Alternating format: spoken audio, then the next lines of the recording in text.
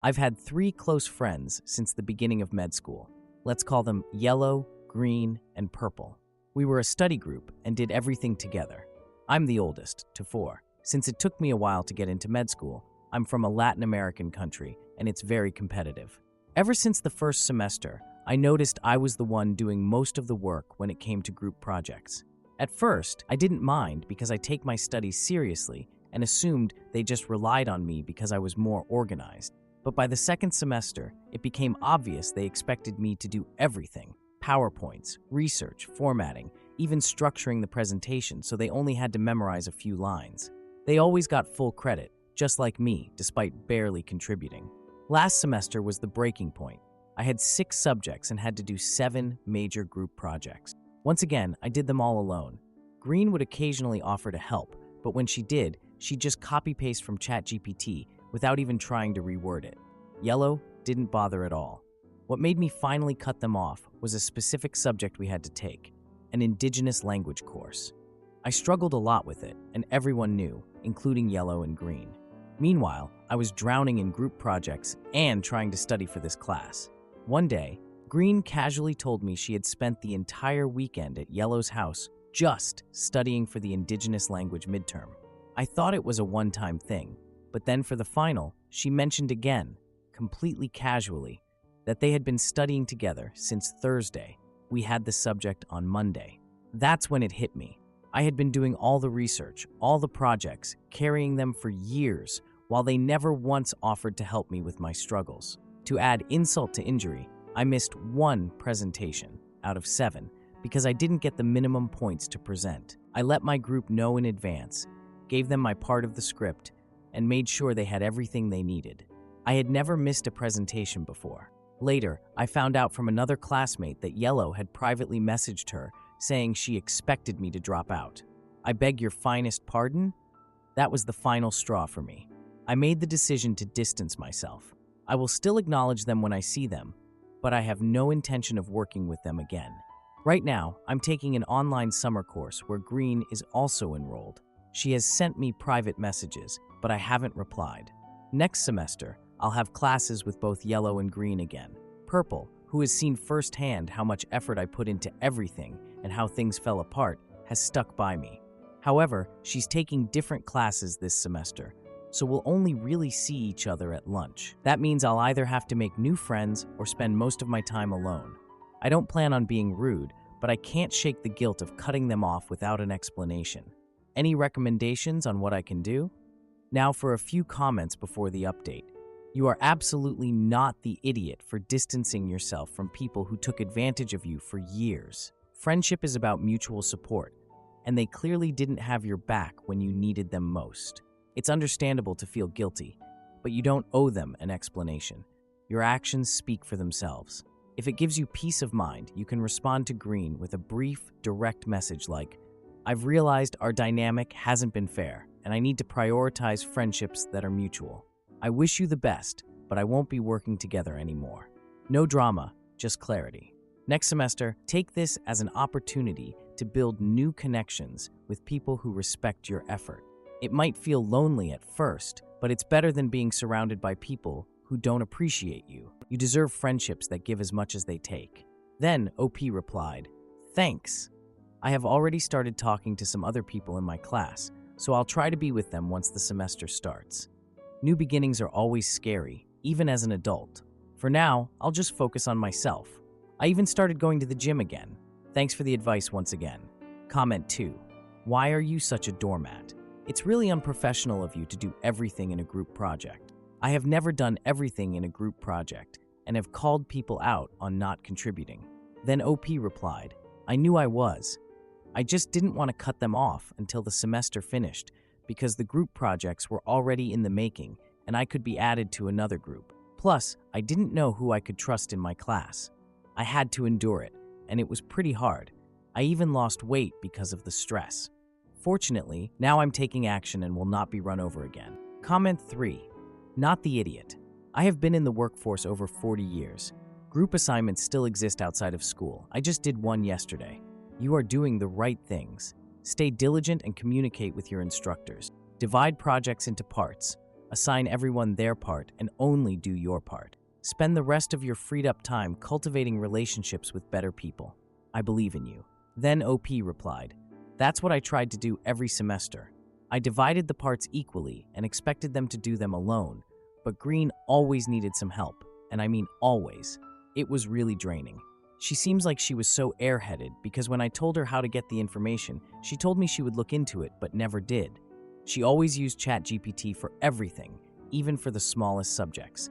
She always needed my help, and since I didn't want the presentation to lack, I always ended up doing her part also. This semester, I'll feel more at ease since I won't be interacting with her." Comment 4. I've been in this situation countless times. I loathe group projects because I always do all the work and put up with people like that. No explanation needed for 2 reasons. 1, you don't owe them anything since they have treated you like dirt from the beginning and clearly don't care about you. And 2, they already know exactly why you're distancing yourself. They know they behaved abysmally. I bet their only surprise was that it took you so long to cut ties. Comment 5. OP was used by Yellow and Green. They will continue to find other people to take advantage of. OP understandably is hurt and feeling insulted by them. It's okay to distance oneself and not feel obliged to explain the distancing. If Yellow and Green have a shred of sensitivity, they will know why there is a break.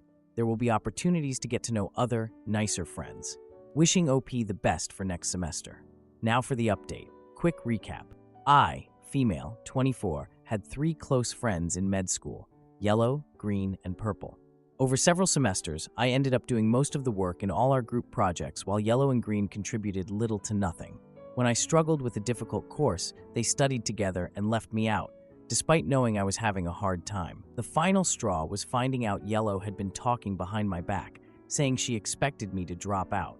I cut ties with them, kept a friendship with Purple, and started distancing myself. So the new semester started, and for the first month, I was mostly alone. I didn't really know anyone, and it was hard. But as time passed, I made new friends. They're all really nice, but they're a semester below me, so we don't share many classes, which means I'm still on my own most of the time. This semester, I ended up having classes with Green and Yellow again. I did talk to Green. I told her clearly and calmly that I was distancing myself this semester because of everything that happened last term. She took it well. We're polite when we run into each other, and sometimes I help her with stuff, but that's it.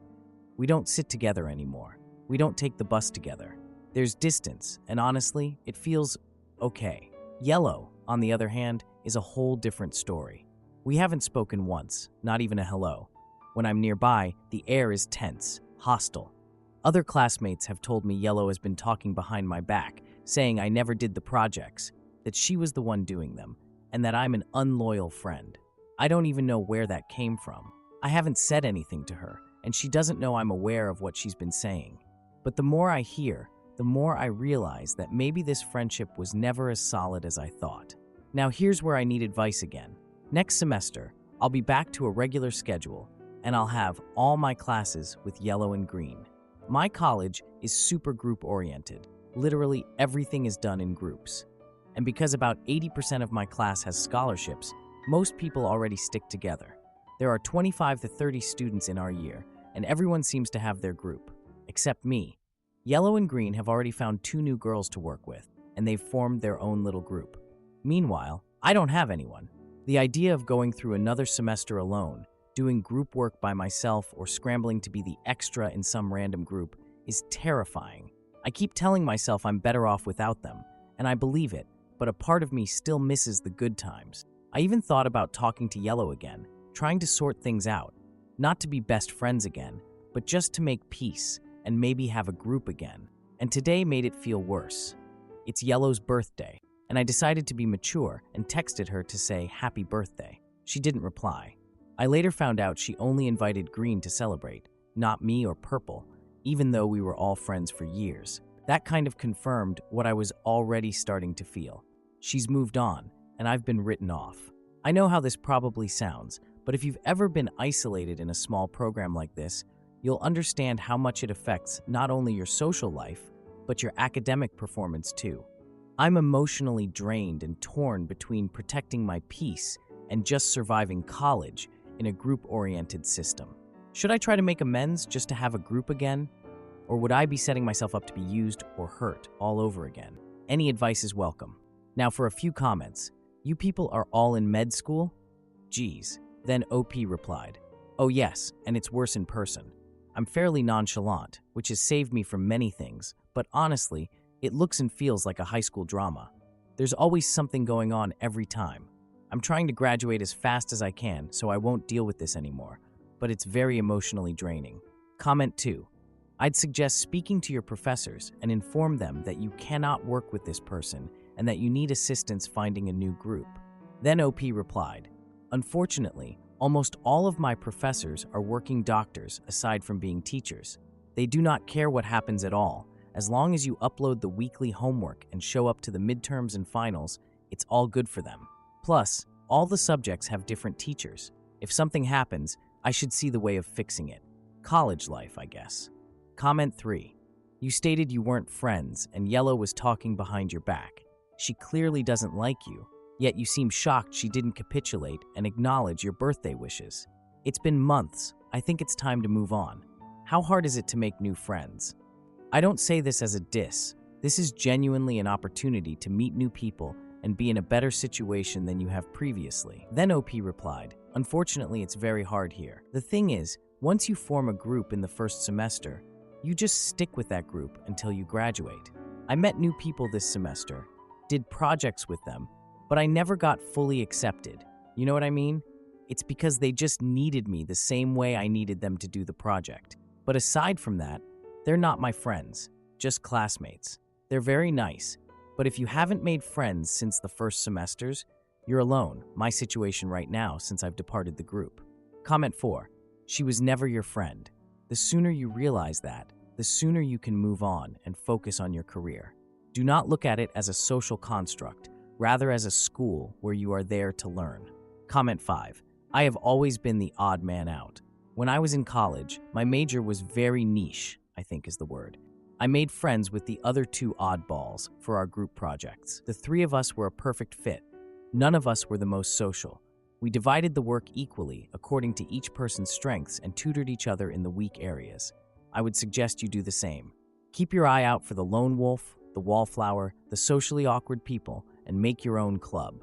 Now for the next post. I, female, 31, had my sister, female, 23, in my wedding party back in 2017. When my husband and I were getting things in order for choosing people to have in our bridal party, I contacted my sister, female, 16, about being part of it as we are very close. I explained that I would like for her to be a bridesmaid and not the maid of honor, only due to how young she was and not wanting to stress her out in any way, emotional or financial.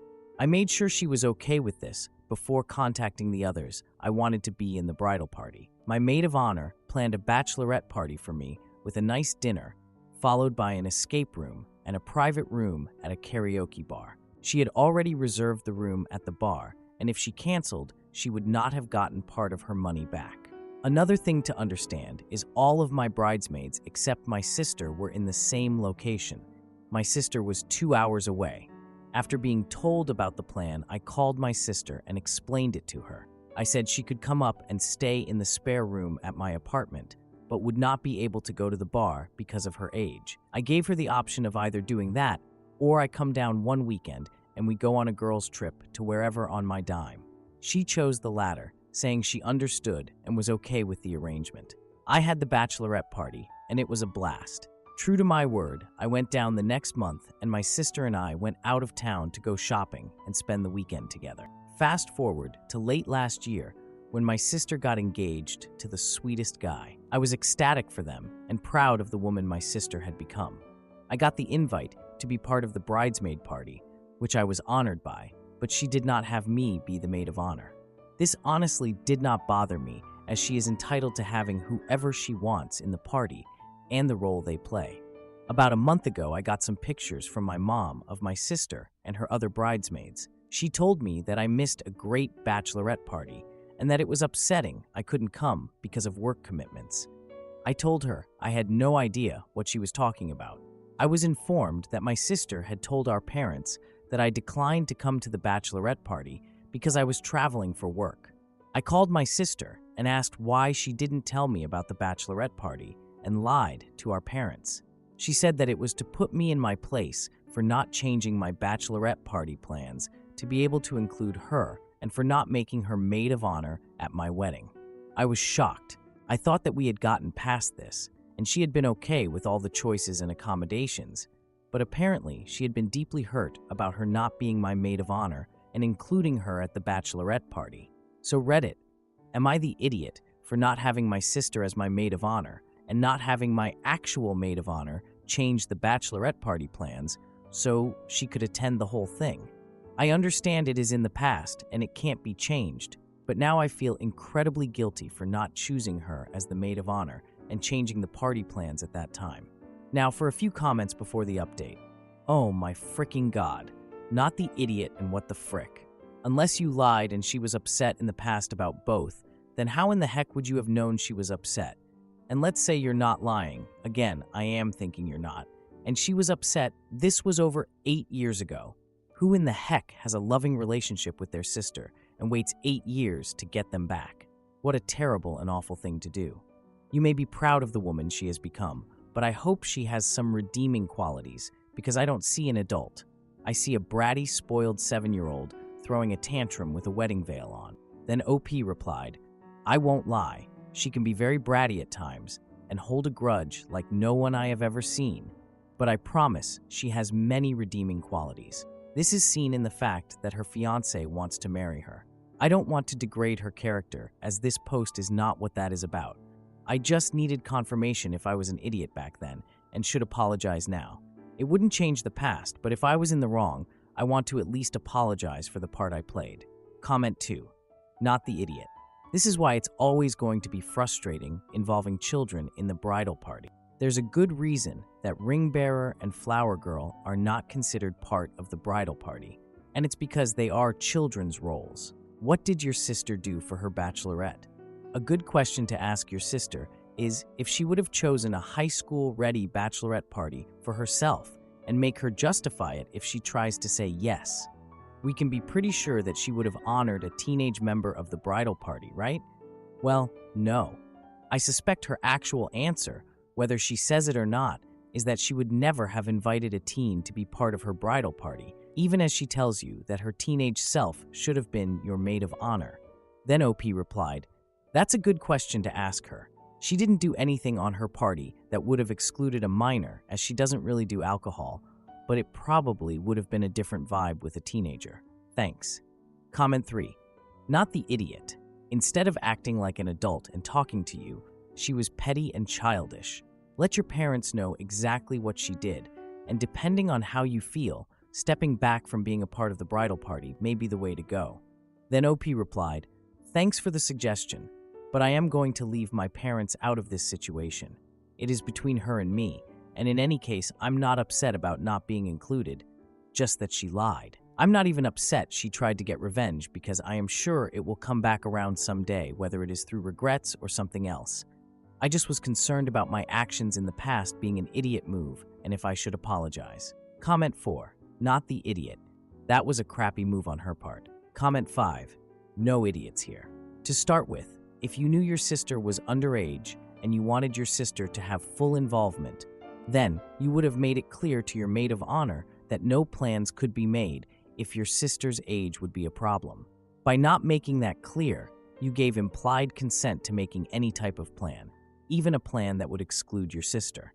I think your sister understands that, and that's why she is angry about it. Meanwhile, your sister should understand that maid of honor is not typically a minor's role in the wedding.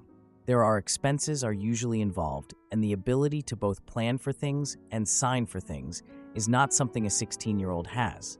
That she paid you back this way is not shocking. You were the one who thought you got past it. She is the one who was excluded, so she is the one who would decide if or when she gets past it. I admire her patience. Now for the update. Thank you all for your comments and responses, even those that said I was the idiot, as it gave me different perspectives. Clarifying points. Timeline. Party was a month ago, but pictures from her friend who does photography had just gotten back to my sister, who sent them to our mother a week later. I did not get my parents involved any further than they already were. They could address the issue of being lied to on their own. I did not drop out of the wedding party, as it would have put her in a bind. Wedding was this past weekend. Despite what she did, I did not see a reason to put her through that kind of stress and further exacerbate the problem. On to the update. Fake names used. The weekend after posting the original post, I got lunch with my sister, Emily, and her fiancé, Cooper. My husband had to work. I first asked what she remembered about the situation around my bachelorette party, because I thought I might have forgotten or misremembered something. Emily confirmed everything I had remembered and explained she was agreeable to the arrangements back then. I asked why years later she felt she needed to get revenge when she had been okay with the agreements back then. Turns out Emily never had a years-long grudge against me. It happened out of jealousy. Her maid of honor, Katie, had her wedding last year, where her maid of honor was her older sister, and later this year, Katie's sister was to be married with Katie as her maid of honor. Katie romanticized how it was so sweet that her sister and her could have such a special connection by being maid of honor for each other. Katie talked it up so much it got to Emily and made her resent. We couldn't have the same thing because of what I did years ago with not having her be maid of honor. She did not have me be maid of honor because she had a strong connection with Katie. Fair enough. I validated her feelings, but explained that just because she was jealous of something, she couldn't retroactively take back her agreement from the past if it was truly acceptable to her at that time. I told Emily that I would not drop out of the wedding party, but in exchange, I requested we needed to see a family therapist, as I couldn't trust that there were no other situations in which she would act out like this, and we needed to explore it together. Cooper then requested Emily to either go to therapy or do couples therapy because she had not only lied to him like the rest of our family, but he saw it as a red flag that she got so jealous of someone else's happiness as to cause this much pain to her own sister. There were a lot of tears on her part, and maybe mine, but I think we will get through this. Some of you pointed out that my actions may be coddling her and to cut her out, but since this was the first time she did it to me, I wanted to give her a chance at redemption. Emily and Cooper are off on their honeymoon. Emily and I have our first therapy session in 3 weeks, and she will be starting individual therapy at the request of her husband. Thank you, strangers of Reddit. Now for a few comments. You are a huge idiot. Most likely, you did it so she wouldn't tell on you for cheating. Then OP replied, "Lol, you can believe what you want of me. I don't care what a stranger thinks of me. What is hilarious about your accusation is that I am completely asexual, repulsed by anything sexual, and am demi-romantic. So to cheat would be a feat in itself. Lol, have fun with your fanfiction." Comment 2. You handled this beautifully, with love and understanding, but also with firm boundaries. Cooper is a rock star, holding her accountable. Comment 3. It goes to show how immature she is that she still can't see how much the age difference plays a part here. At the age of 23, she's acting less mature than she did at 16. Jealousy is an ugly emotion that makes people do ugly things. Comment 5. Geez, your sister is a brat. Now for the next post. Using a throwaway because my family uses Reddit. I, female 23, and my sister Abby, female 20, have always had a bumpy relationship throughout our childhood. After our mother's death 2 years ago, we have grown a bit closer. She didn't leave a will, but our dad gave me her jewelry because I wear jewelry every day and have always loved jewelry, especially our mother's jewelry. My sister never wears jewelry because she doesn't find it comfortable, so she always takes it off within an hour. She's also prone to losing things because she sets them down and forgets where she puts them. We would have to wait for her before we could leave the house because she would constantly forget where she had placed things. I would carry her phone and wallet in my purse because she doesn't carry one. Next week, she's going to a destination wedding, and she is asking for some of our mother's jewelry to take on the trip. I said no and explained why. She took offense and told me, "She's my mother too. You can't gatekeep her jewelry." I told her that I'm not gatekeeping and that I don't want to lose her jewelry, and I don't even wear the jewelry a lot because I don't want to lose it. Our dad thinks I should just give it to her to keep the peace. Some friends of ours think that I'm not an idiot because she does, in fact, lose the smallest of things. So, am I the idiot? Now for the update. First off, I would like to clarify some things. Said, my sister does not like jewelry. She does not wear it. She refuses to wear it. She only asked for them for a destination wedding for pictures. She picked out the clothes, I picked out the jewelry. She has no problem with me having the jewelry. She'd rather me have the jewelry because she doesn't want to keep them. She wanted to borrow them for the wedding, but I said no because I was afraid of her losing them. With that being said, I love my sister. My dad loves my sister. That's why he got the clothes, because she takes care of the things she likes, like clothing. I talked to my sister since there is a decent amount of jewelry. Some she rarely wore, and some she wore all the time, like a wedding engagement ring, along with 2 cross necklaces. I talked to my sister. I apologized for reacting the way I did. She accepted my apology and laughed it off because she, in her words, has the mind of a fish, so I understand why you reacted the way you did. She then explained she was thinking of only wearing them for the ceremony and pictures, so she most likely take them off for the rest of the day. So I agreed to give her a little jewelry bag. She can put the jewelry in and put the bag in her purse so she won't lose it. I gave her some pieces for the wedding. We went through them and picked out the jewelry that goes with the bridesmaid's dress. It was a good bonding time as we drank some coffee and went back on some memories of our childhood and our mother. I gave her an old jewelry box of mine, and she said she was thinking of only wearing them for the ceremony and pictures. So she will carry the box in her car and put them in the box after the ceremony and pictures. I also gave her one of the cross necklaces. She said she'll put it in her car since she won't wear it. She said she will hang it on her rearview mirror so she can look at and think of her while driving. We both said it would be like sister necklaces to remember her by. Now for a few comments. She then explained she was thinking of only wearing them for the ceremony and pictures, so she most likely take them off for the rest of the day. So I agreed to give her a little jewelry bag she can put the jewelry in and put the bag in her purse so she won't lose it. What a great solution. Comment 2. OP, kudos to you for coming to a mutually beneficial and kind, reasonable decision. I was kind of on the fence when I read your original post last night, thinking she had the right to wear the jewelry, but also understanding that you didn't want anything to happen to it. And I'm so glad you two got it figured out. Comment 3. I haven't read the original, but it sounds like things settled well. I'm happy for you and your family. Comment 4. While I love how this all worked out, I do have some words of caution.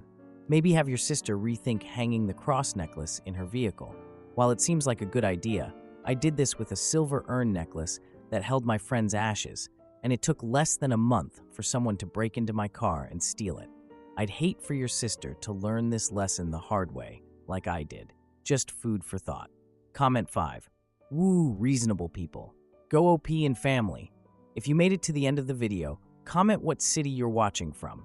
Don't forget to like, subscribe, and have a great day.